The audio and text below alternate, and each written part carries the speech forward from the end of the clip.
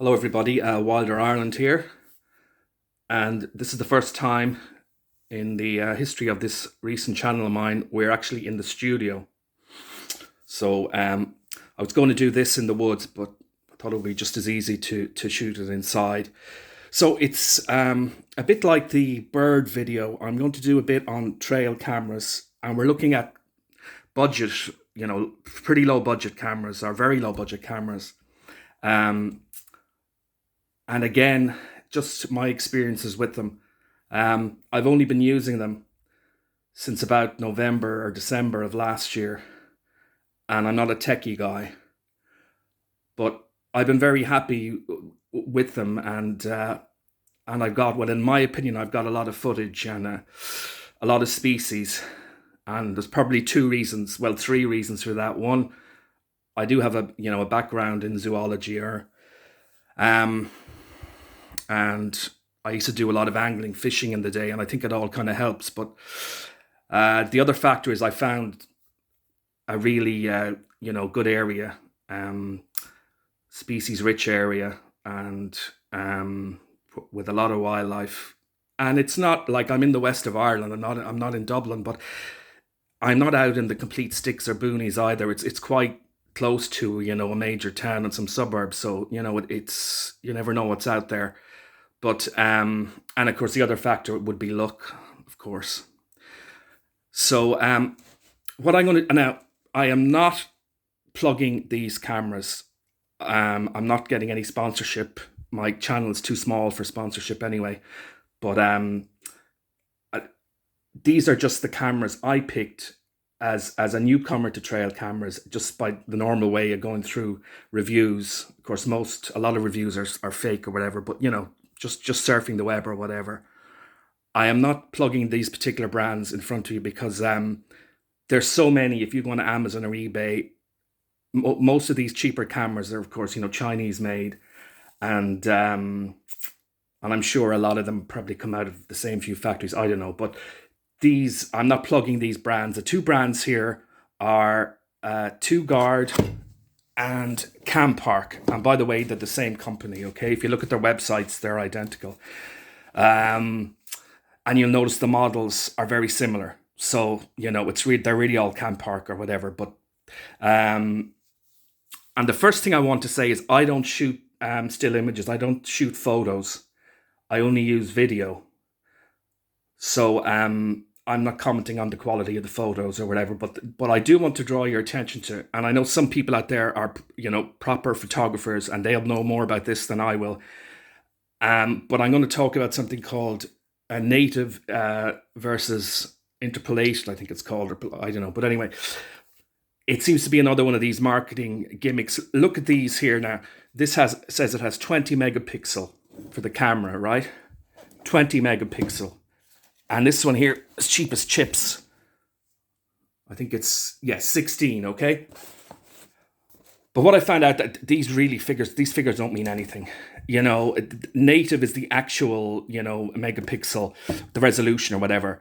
And interpolated or whatever it's called, I can't even pronounce it, is some way of kind of, they crop it or cut it down, but it really means nothing.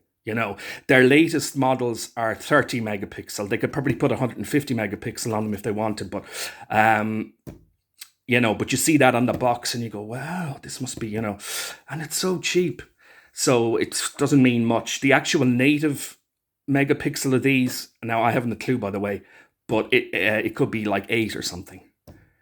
And it's another one of these things that advertising bodies and advertising standards should really try and make people, put down the actual native megapixel. But I just wanted to get that out of the way, because if you're shopping for these online, you're going to see all these crazy 20, 30 megapixel. It probably really doesn't mean anything. So I just wanted to mention that. Now, the next thing is these two. Now, by the way, these all shoot color in the daytime on video, and at nighttime it's black and white. Okay.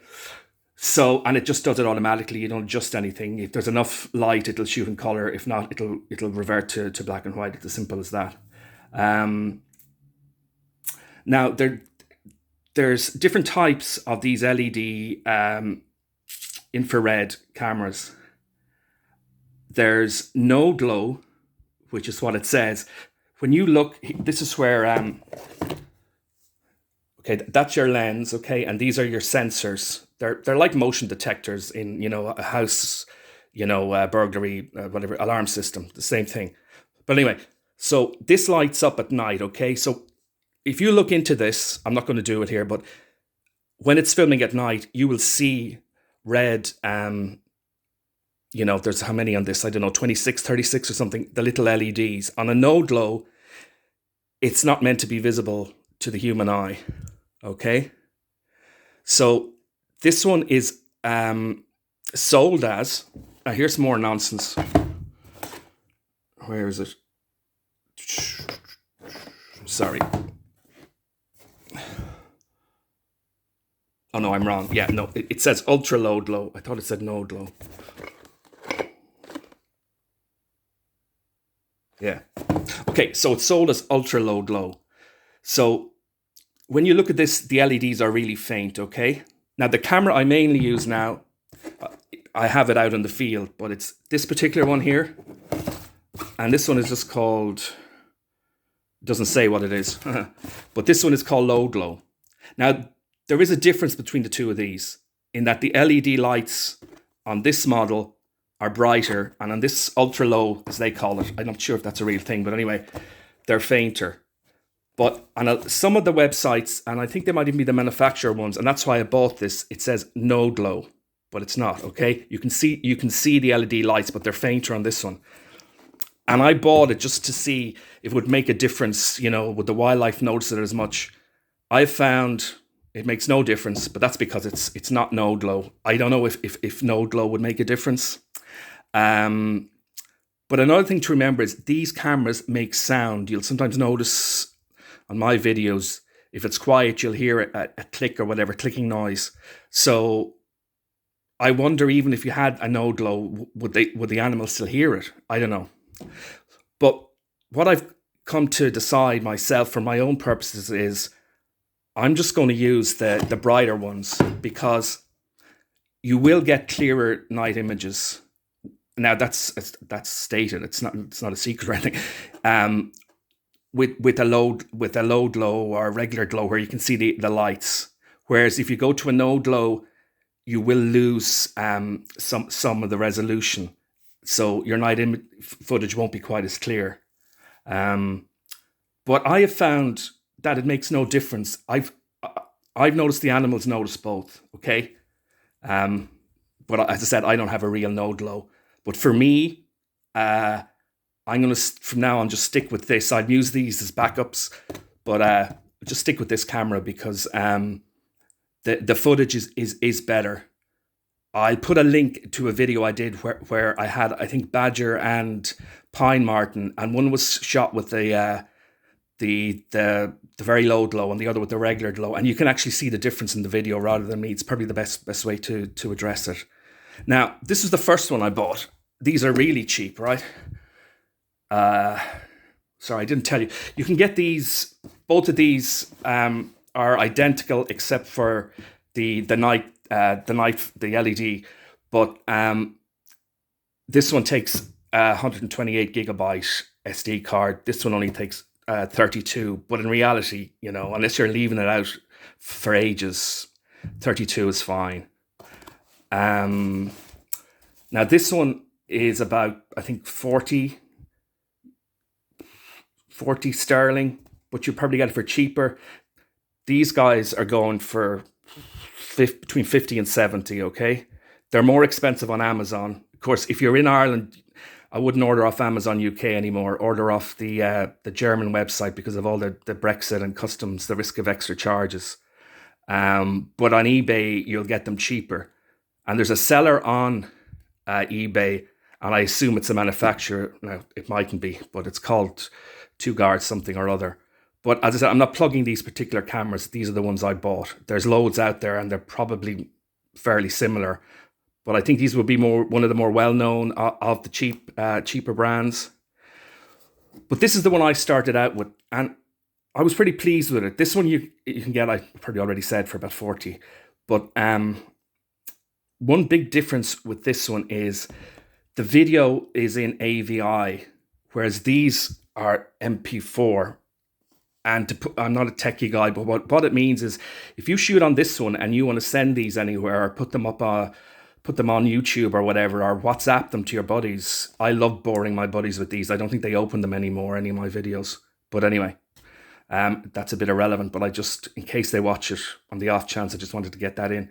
But so if you use this one, you will have to transfer it from AVI to MP4. Now, there's free apps that will do it, but it is a bit of a pain, especially if you've got a lot of footage and you're shooting a lot.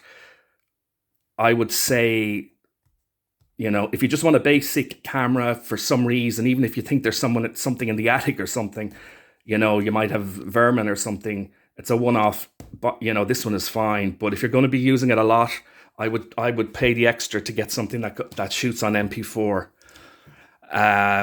So yeah, that's something to think about, which I didn't initially, because I just didn't realize. Also, if you want to use these as a security camera, because they are a good option for a cheap security camera, either in your home or if you're a landowner or a farmer, it would be worth obviously getting a proper node low, because humans walking by won't see the lights. Now, the chances that they would see the lights on these two, especially the lowered low one, the lowered low one is the Campark T86. This is the Toguard H85. But it's unlikely they would see them, especially if they're not at eye level. But if you want to be 100% sure that you're going to catch the sneaky so-and-sos that are coming in to rob you, yeah, it might be worth getting a proper node low a trail camera. Now, these cheap cameras here, Campark and what are they called? Toguard, they have brought out newer versions. These were kind of their top of the line models up to a few months ago. They now have 4K versions of these.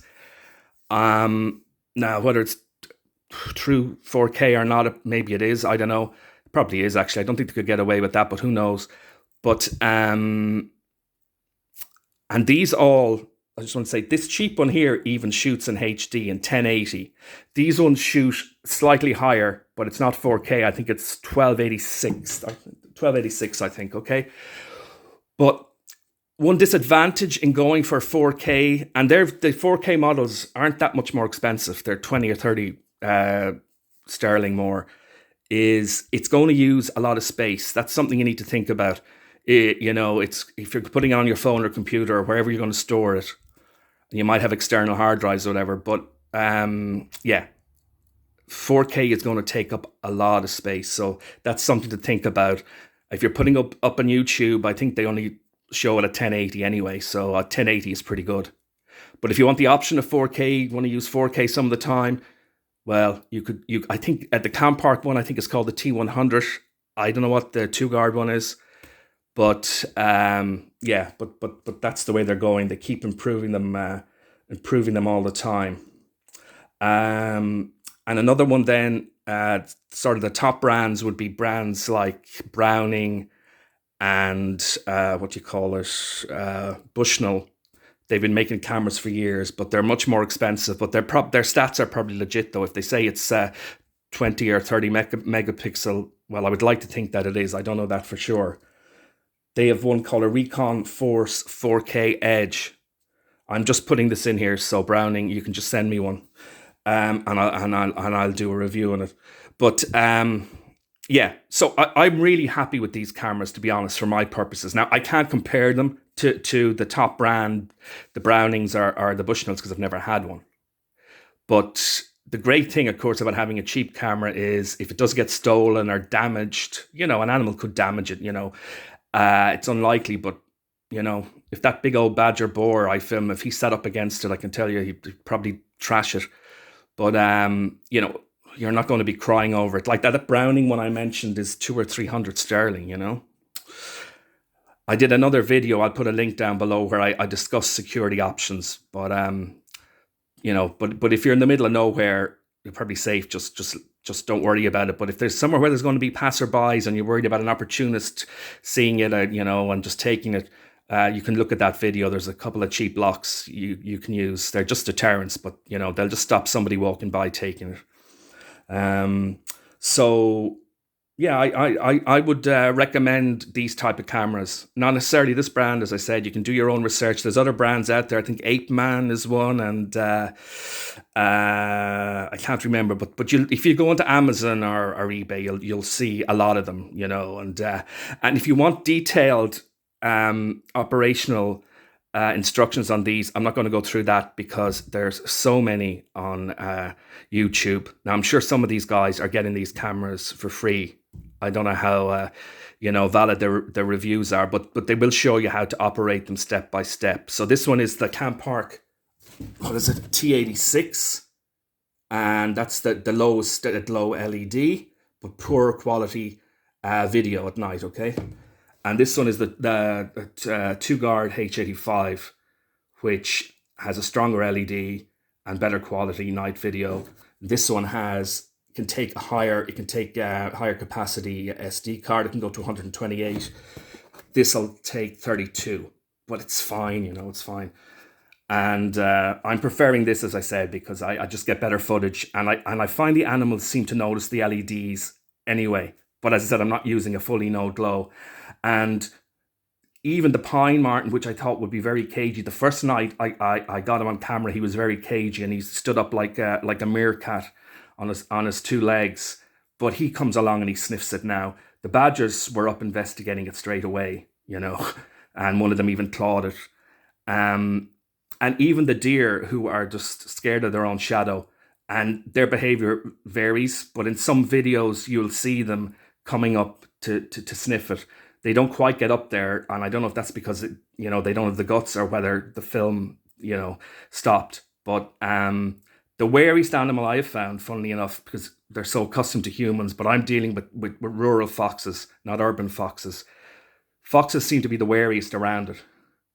But they too will come up and sniff. But I have noticed some of them, or maybe it's the first time they come across it, they're very, very cagey around them. But as I said, they do get used to it. I do have footage of them, staring right into it, and what have you. So, but it's just something you just need to really try for yourself and see how you get on. Now, as regards settings, what I tend to do is I'm setting all my videos for 1 minute, 60 seconds, right? You can set it for up to, I can't even remember, for quite a few minutes. You can, and as low as a couple of seconds. It depends what you're using it for. Like hunters would have different reasons for using it. A lot of them will just take photos because they want to put the cameras out there, leave them out there. Obviously, if you're using photos, the batteries are going to last much, much longer, okay? Video, it's going to use up the batteries fairly quickly.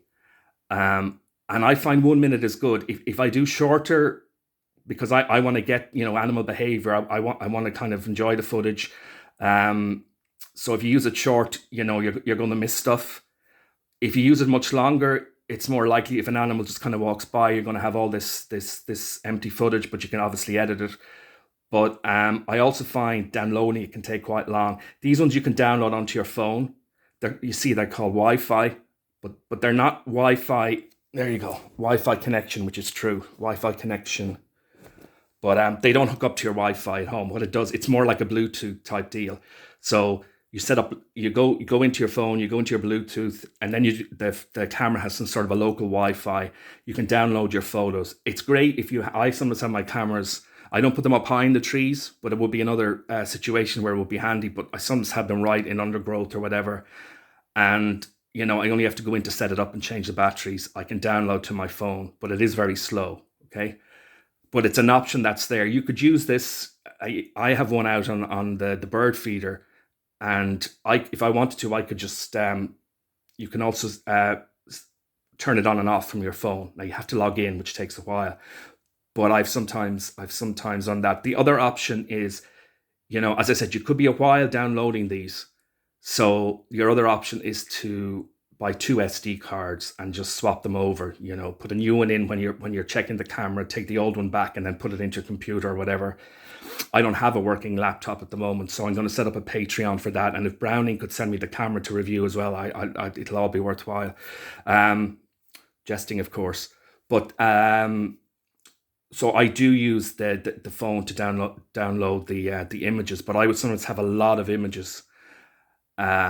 And it is time consuming. I think if I had a laptop, I might just get 2 SD cards. I mean, you can use one SD card, but obviously while you're away from the camera, it's not filming, so it's not ideal.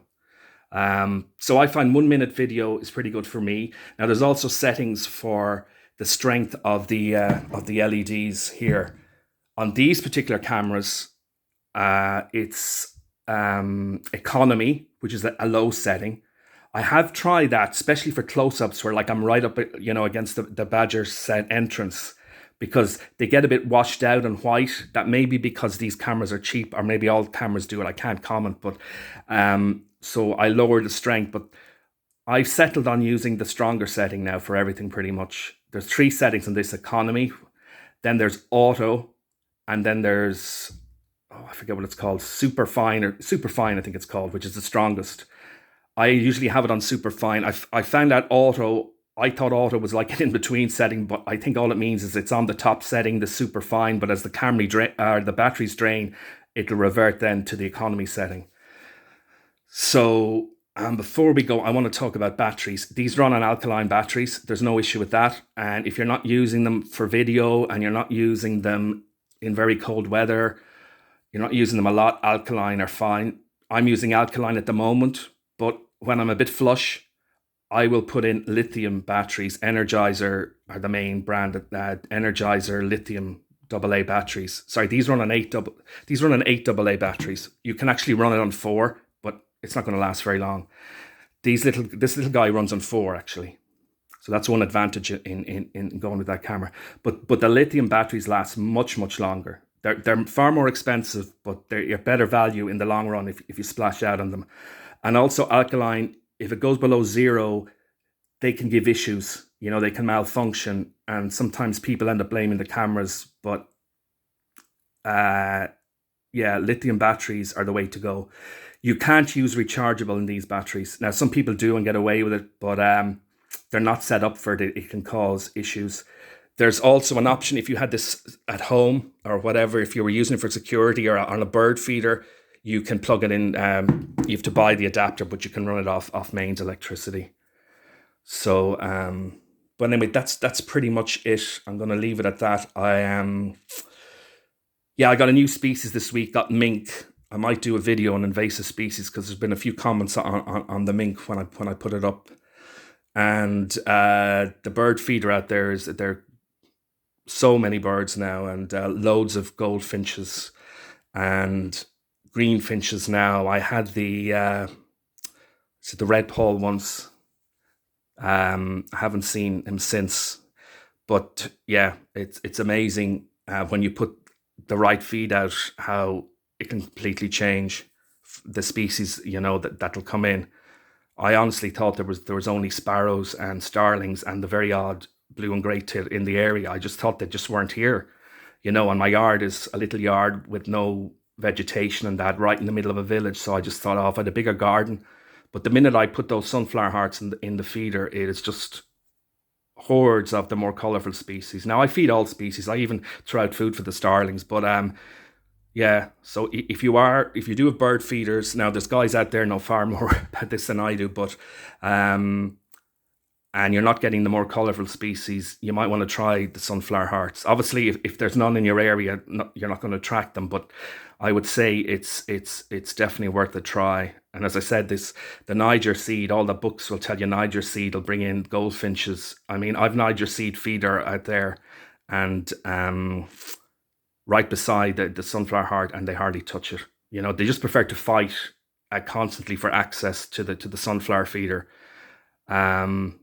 But I guess if you didn't have sunflowers, maybe they would eat the Niger seed. I don't know. So anyway, that's it. Look, I'm going to let you go. I might do something on invasive species next week. I'm not sure, but to everyone who's been been sticking with me. It's great, you know, and I'm only fumbling through this, as you can probably hear, but I appreciate the support. And anyone who hasn't, if you would consider subscribing, that would be great.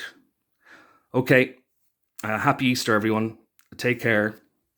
Adios.